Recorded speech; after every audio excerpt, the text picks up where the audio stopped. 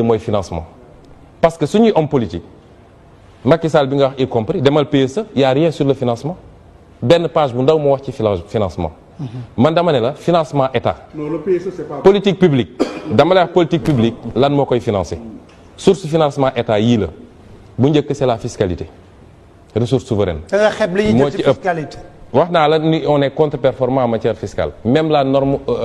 bi ñu bokk ci cadre communautaire remplir ñu ko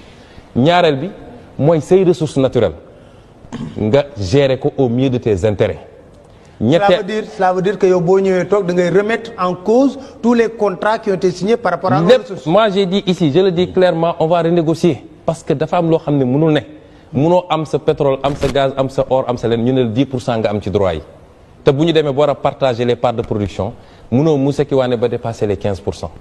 réew du doxee noonu donc on va tout renégocier et moi j'ai pris l'engagement et ne serait-ce que sax réclamer rek li ñu waroon fay ci impôt ci transaction titres yi ñu def ñoom Franck Timis ak ñeneen c'est des centaines de milliards yoo xam ne Sénégal perte na ko avec la complicité du régime de Macky Sall et la responsabilité de l'État ma del non ñetteel bi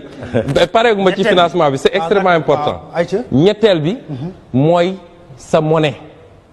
nga mun a am monnaie boo xam ne da nga koy adapté ci sa économie mun a am un taux de change boo xam ne dafay nekk en deçà. Mais est-ce que le Sénégal mën na jël moom rek le risque génn ci franc CFA seul. lu ko tere lu ko dara terew ko. bon foofu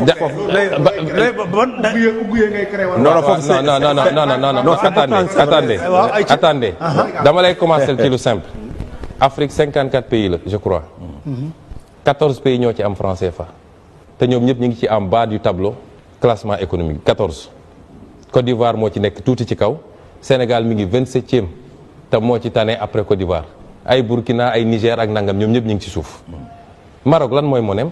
Algérie lan mooy monem Rwanda lan mooy monem Kenya barki démb dégg nga leen ñu ne léegi ñoom dootuñu leb sax ci devise étrangère seen monnaie le shilling la ñuy lebee ñooñu ñëpp ñooñu raw fuuf ci économie. bu ñëwee ban monnaie ngay créer. monnaie bi ni muy tudd amul solo parce que monnaie bi mun na tudd dërëm mun na tudd xaalis mun na tudd du tur bee am solo mais li ma la bëgg a wax mooy ñun dañoo wax ni dinañ génn ci franc CFA. le Sénégal seul. su ma nee dañuy génn ci franc CFA waxin la première option bi mooy il faut ñu am une monnaie dans le cadre communautaire mooy CEDEAO parce que man CEDEAO laa gën a gëm que UEMOA nga xam ne 8 pays yu bokk ci yu bokk France la France Afrique moo fa yor ñu ne ñun dañuy génn ci franc CFA dañoo bëgg une monnaie communautaire CEDEAO monnaie boobu lancé nañ ko depuis 83 il y a des problèmes parce que problème yi li mu ko andi mooy Nigeria mooy le poids fort c'est 190 millions d'habitants Nigeria à lui seul il fait presque 80% de la zone en termes économiques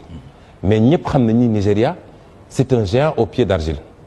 kooku soo créé monnaie day bëgg a am une voix prépondérante moom mooy décider te loolu mun na andi njaaxum te Maroc nee na dafa bëgg a bokk léegi CEDEAO Tunisie neen dafa bëgg a bokk parce que ñoom suñu marché moo leen intéressé donc ñu ne loolu première hypothèse boobu dañuy continuer di ci liggéey mais waruñoo jóge ci benn domination daanu ci bu gën a bonati il faut ñu liggéey ci am ay critères de convergence ñun ñëpp Nigéria soumettre ci keneen ak keneen ci critère croissance ci critère recette fiscale rapportée sur mooy les mêmes critères que l'UEMOA suñu paree su dee boobu mënul am ñu ne léegi amoon nañu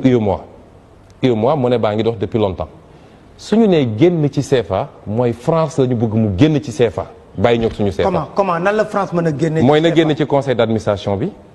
suñu 50% réserve ñuy yóbbu trésor français di ko fa joxe dootuñu ko joxe parce que ñun dañ ñu ne jox nañ leen indépendance mun ngeen gérer seen santé mun ngeen gérer seen éducation mun ngeen gérer seen lépp waaye vous êtes des irresponsables pour gérer une monnaie ñun tam ñu nangu ko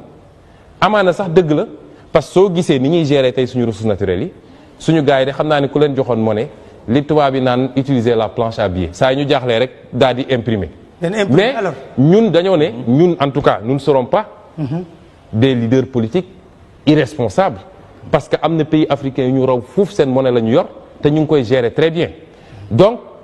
suñu nee France na génn mooy nañu des ñun dans le cadre de l'UEMOA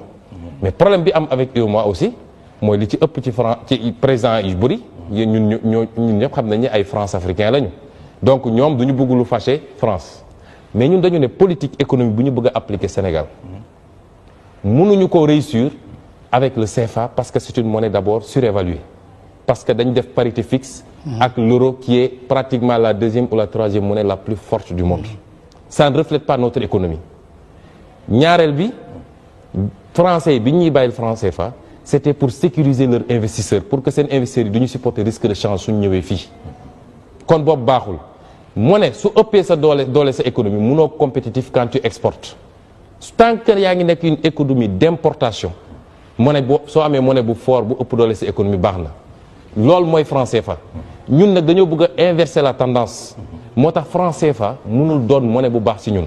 kon suñu mënul am lii ci UEMOA mënuñu ko am lii ci CEDEAO boobu lañ ne dinañu assumer suñu responsabilité ñun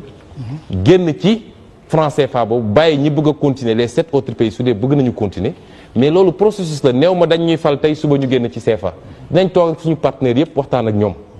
wax leen avec des arguments mais suñu demee ba gis ni mënul dem te ñun ñu am certitude ni franc CFA d'ailleurs réew yu ko yor yëpp